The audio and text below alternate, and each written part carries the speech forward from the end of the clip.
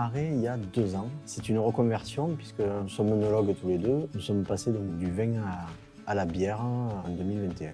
Cette année, on devrait produire 300 hectos de bière qu'on conditionne donc soit en bouteille de 33 centilitres, en bouteille de 75 centilitres et depuis peu en fût à la tireuse.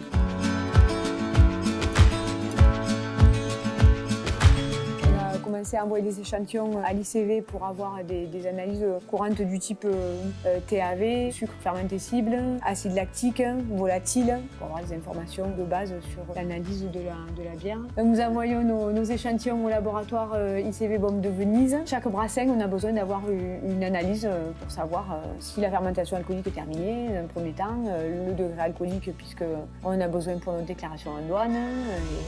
C'est vraiment les 2 éléments principaux. Ensuite, la volatile, c'est rare, mais de temps en temps, on demande. Et puis l'acide lactique pour voir si on n'a pas eu de contamination due à des bactéries lactiques.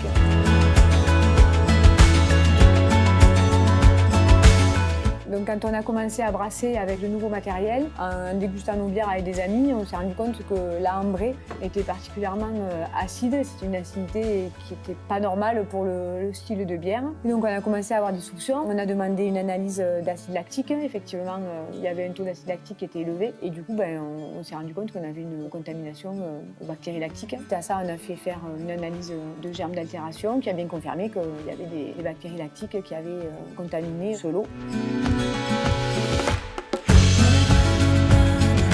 Parce que petit à petit, on a essayé nous-mêmes d'éliminer certains points, mais c'était très irrégulier. De temps en temps, on n'avait plus rien, de temps en temps, d'un coup, ça revenait. Et donc, du coup, c'est là, effectivement, qu'on a fait appel à l'ICV pour venir faire une analyse microbiologique in situ pour vraiment essayer de localiser l'endroit où les bactéries pouvaient se loger. Certainement des endroits où nous n'avions pas pensé, où on n'avait pas accès, où on ne nettoyait pas suffisamment bien. Et effectivement, ça a révélé certains points critiques de défaut de nettoyage de notre part. Endroits.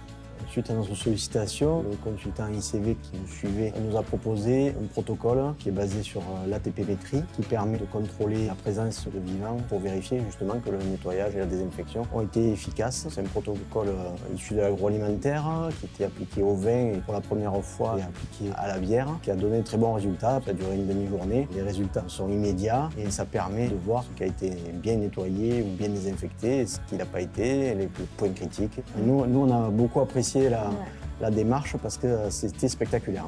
Suite à cette intervention, donc on a reçu un rapport vraiment complet qui reprenait toutes les données avec les résultats, les points à améliorer, des propositions d'amélioration de protocole. Les résultats ont suivi puisque nous avons réussi à solutionner ce problème. On a maintenant nos productions qui sont sous contrôle et on est vraiment soulagés. Ça a été tellement efficace que finalement on se dit que c'est intéressant d'y faire appel plus régulièrement, notamment quand on reçoit du nouveau matériel ou au moins une fois par an pour contrôler notre protocole de nettoyage et être sûr qu'on n'ait pas de points faibles parce que petit à petit, peut-être avec des habitudes, on peut avoir des zones critiques qui apparaissent ou réapparaissent. C'est intéressant quand même de le recontrôler. Si on a un conseil à donner aux microbrasseurs en devenir ou même existants, n'hésitez pas à faire analyser vos bières, en plus de les déguster, et puis à avoir une hygiène irréprochable et vraiment stricte pour éviter ce genre de contamination, parce que quand il y a la contamination, c'est trop tard. On n'a qu'un seul regret,